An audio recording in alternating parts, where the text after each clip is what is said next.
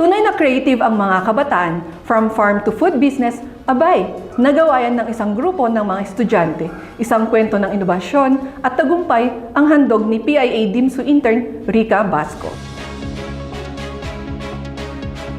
Sa panahon natin ngayon kung saan patuloy ang paghahanap natin ng mura, ngunit masustansyang pagkain, isang grupo mula Benguet State University ang nakaimbento ng isang produkto na pwedeng humalili sa nagmamahal na karne.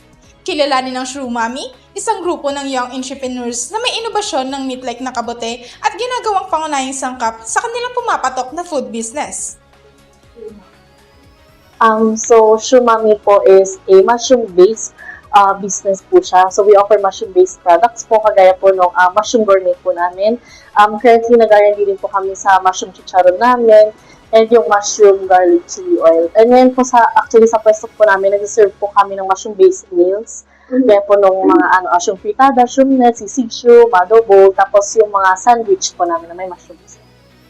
Sa merkadong dominado ng pork at iba't ibang klase ng meat gourmet, isang makabagong produkto ang kanilang ipinakilala, ang mushroom gourmet na kayang makipagsabayan sa merkado.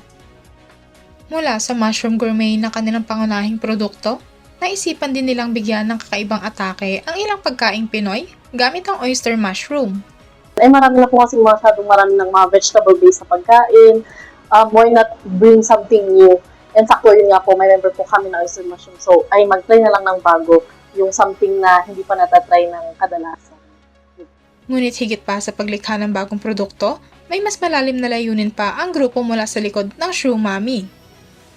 Gusto po lang bigyan ng pangmalawakang recognition, pangmalawakang market, and matulungan po yung mga oyster mushroom farmers po namin na makabenta po ng product nila, since yun po, naghihirap po silang ibenta sa market since wala namang ganong nakaka-recognize kung anong type ng mushroom po na yun. Gusto po namin ipakilala sa mga tao, i-share sa kanila na ay may ganitong type ng oyster mushroom na pwede po natin actually kainin, pwede natin i-process and may.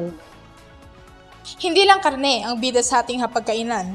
Isang patunay dyan ang Shrew Mommy na sa makabagong inobasyon at determinasyon, posibleng makagawa ng mas masustansyang alternatibo na siguradong babalik-balikan.